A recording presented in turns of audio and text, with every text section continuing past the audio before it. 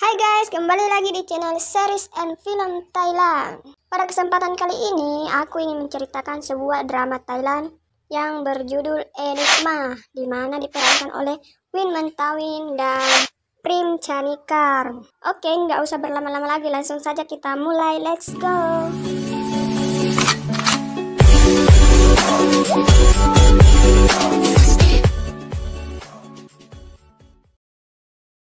Kisah ini berawal dari seorang gadis muda yang sedang diwawancarai dalam film dokumenter hitam putih untuk proyek sekolahnya. Gadis itu memegang sebuah karya seni di tangannya, yang mana lukisan itu terlihat seperti orang hidup dengan banyak versi pada dirinya. Orang pada lukisan itu berada di dalam sangkar kaca yang retak dan juga banyak mata mengelilingi sangkar tersebut.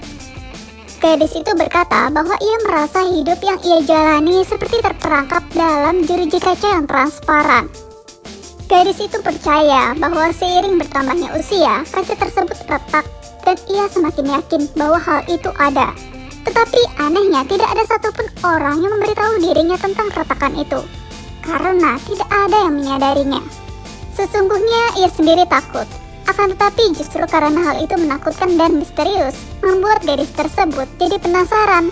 Dan rasa penasaran itu membuat jantungnya berdetak kencang.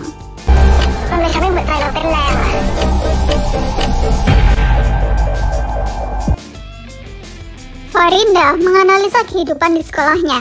Ia terus merasa curiga karena kerap kali kejadian aneh terjadi. Ketika itu di sekolah ada teman sekelasnya yang sedang meraut pensil.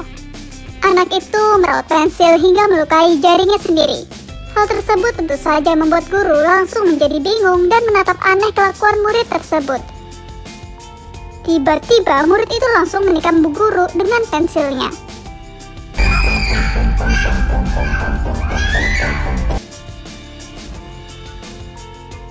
Di sekolah ada 43 siswa yang keterima di Fakultas Kedokteran. Wan diskors karena berbuat kriminal kepada guru. Padahal Wan ini adalah murid peringkat terbaik di sekolah. Farinda pun jadi penasaran. Ia mengambil gambar di tempat kejadian perkara.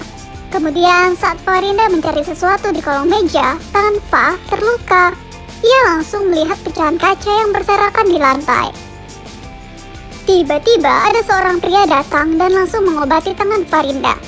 Pak Ajin ini adalah guru baru di sekolah, dan ini adalah momen pertama kalinya Farinda melihat kehadiran Pak Ajin. Saat itu, salah satu guru memanggil Pak Ajin untuk memberitahu lokasi ruang guru. Ketika Pak Ajin pergi, Farinda merasa heran karena luka di tangannya langsung sembuh seketika. Pak Ajin ini adalah guru pengganti yang akan mengajar pelajaran biologi. Pak Ajin bertingkah sangatlah konyol. Ia menjatuhkan bukunya yang membuat anak-anak jadi menertawakannya dan menggosipkan Pak Ajin di grup chat. Semua murid pada meremehkan Pak Ajin, dan hanya Farinda yang menatap Pak Ajin dengan mata penuh penasaran.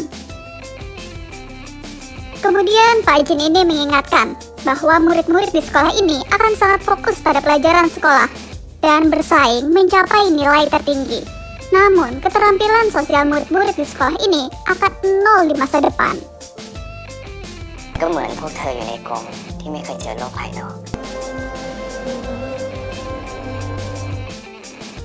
Malam harinya ada seorang gadis yang belum pulang.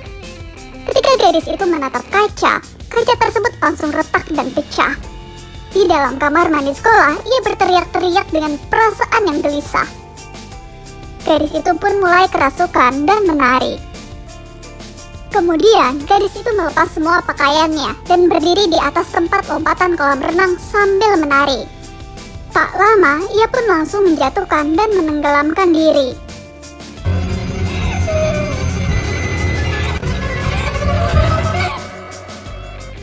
Pagi harinya di sekolah, anak-anak pada heboh karena ada seorang murid yang meninggal secara misterius. Mereka semua pada bergosip bahwa tadi malam satpam sekolah secara mengejutkan menemukan seragam sekolah dan sepatu murid itu yang berserakan. Dari bawah, satpam itu juga melihat murid tersebut menari dan bersikap sangat aneh. Farinda yang mendengar kejadian tersebut semakin yakin dengan hal yang selama ini ia curigai, yang mana sekolah ini seperti sekolah kutukan. Farinda pun ingin tahu lebih banyak tentang Pak Ajin. ia meminta temannya untuk bantuin nyelidikin Pak Ajin karena secara temannya itu dekat sama guru-guru. Tetapi temannya itu tidak mau. Ia menolak karena ternyata ia sendiri iri sama Farinda yang pintar dan selalu mendapatkan nilai yang bagus. Semalaman, Farinda terus memikirkan tingkah aneh Pak Ajin di sekolah. Malam itu juga, ia diam-diam pergi ke sekolah untuk mencari tahu tentang Pak Ajin. Di laci meja Pak Ajin, Farinda menemukan benda aneh yang terlihat seperti gelang dengan kepala ular. Tiba-tiba terdengar suara Pak Ajin yang sedang menelepon. Farinda pun segera bersembunyi di balik meja guru. Di sini Farinda sangat syok. Ia melihat tubuh Pak Ajin yang dipenuhi oleh tato. Farinda memejamkan mata, namun ia sesekali melihat Pak Ajin dari pantulan kaca. Hingga akhirnya Farinda ini mendengar ada suara aneh yang mengerikan.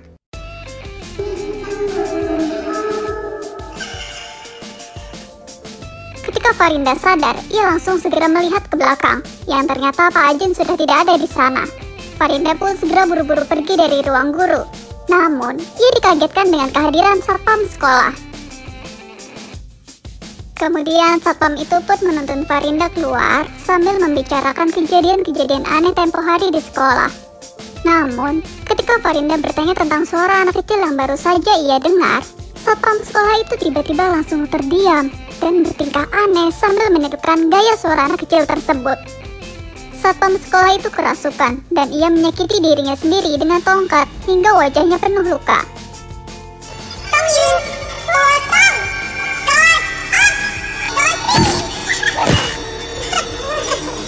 Melihat perilaku aneh itu, Farinda amat sangatlah takut dan panik. Ia pun segera ambil ancang-ancang untuk melarikan diri. Satpam itu terus mengejar Farinda hingga Farinda terjatuh dan terjebak di taman sekolah. Farinda terus berusaha memohon kepada satpam sekolah supaya jangan menyiksa dirinya. Satpam yang kerasukan itu tidak peduli apa yang dikatakan oleh Farinda.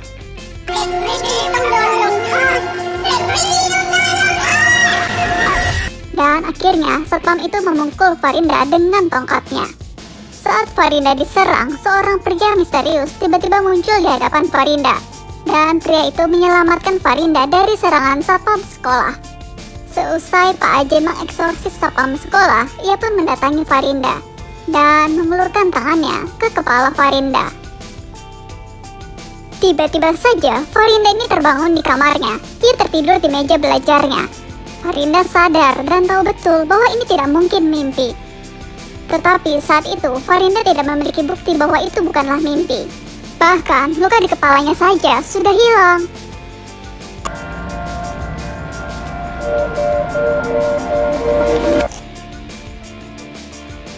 Keesokan paginya di sekolah, Farinda memperhatikan satpam yang semalam. Ia juga memperhatikan sekeliling taman sekolah tempat ia diserang semalam. Fa ternyata telah menaruh kamera di sana, dan ketika ia melihat tayangan video itu, tiba-tiba ada sesuatu yang mengagetkan jatuh dari atas. Pak Ajin jatuh dari tangga dan membuat seluruh badan dan seragam Farinda jadi basah kuyup. Pak Ajin pun bertingkah konyol di depan Farinda. Fa sendiri tidak habis pikir melihat kelakuan Pak Ajin yang seperti anak kecil. Kemudian Fa ini cerita kalau semalam ia melihat seseorang yang sangat mirip dengan Pak Ajin, tetapi sifatnya sangat berbeda jauh. Kemudian Farinda diajak Pak Ajin ke ruang guru untuk berganti pakaian. Nah, disinilah Farinda akhirnya meminta Pak Ajin untuk mengaku dan berhenti bersikap pura-pura. Farinda tahu dan yakin bahwa apa yang terjadi semalam itu bukanlah mimpi, melainkan semua itu adalah kenyataan. Farinda terus-menerus memaksa Pak Ajin untuk mengakuinya bahwa semenjak kehadiran Pak Ajin di sekolah ini banyak kejadian aneh terjadi. Farinda sadar bahwa dia adalah target selanjutnya setelah anak yang menduduki peringkat 1 dan 2 telah menjadi korban. Sedangkan Farinda sendiri adalah murid berprestasi yang menduduki posisi peringkat 3. Ketika itu Pak Ajin terus menepis pernyataan Farinda dan tidak mau mengaku. Hingga akhirnya Farinda menunjukkan video dari kamera tersembunyi yang telah ia siapkan. Di dalam video itu terlihat jelas bahwa Pak Ajin membawa Farinda yang tak sadarkan diri. Kemudian Farinda berteriak sambil ingin menangis. Ia meminta Pak Ajin untuk segera mengakuinya. Akhirnya Pak Ajin pun menyentuh dahi Farinda dan membuatnya tak sadarkan diri.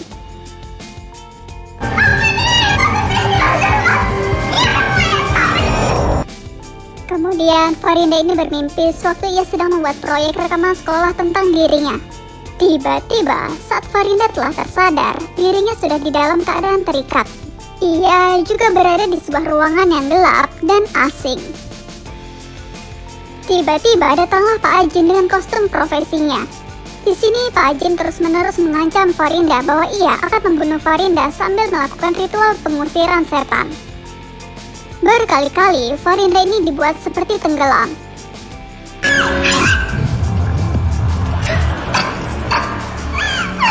Hingga akhirnya Farinda berhasil memutuskan tali yang mengikat tangannya. Dan ia pun segera melompat ke tubuh Pak Ajin untuk mencekiknya. Namun yang mengejutkannya, tiba-tiba mereka berdua berada di sebuah batap kamar mandi di kamar hotel yang mewah. Yang mana batap tersebut dikelilingi oleh banyak lilin. Farinda sendiri merasa kebingungan. Sementara Pak Ajin menyetelkan sebuah musik untuk Farinda.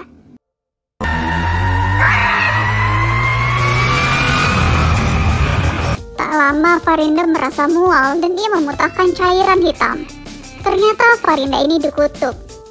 Dan Ajin telah mencabut semua kutukan yang ada di tubuh Farinda. Pada momen ini akhirnya Pak Ajin pun memberitahu Fa bahwa hal pertama yang perlu Fa ketahui adalah sihir itu nyata. Ajin kemudian menceritakan bahwa dirinya adalah penyihir, dan ia sengaja menyamar menjadi guru di sekolah untuk mencari seseorang, yakni seseorang yang telah membuat kutukan itu. Seseorang itu menggunakan ilmu hitam untuk mengutuk anak-anak di sekolah, dan Farinda termasuk salah satu korbannya. Ajin pun meminta Fa untuk tinggal bersama dirinya di kamar ini dan membantu Ajin untuk menyelidiki pelaku sebenarnya. เธอจะต้องมาใช้ชีวิตอาศัยอยู่ในห้องนี้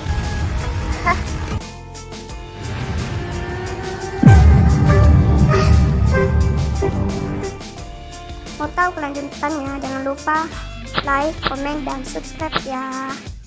Oke, makasih.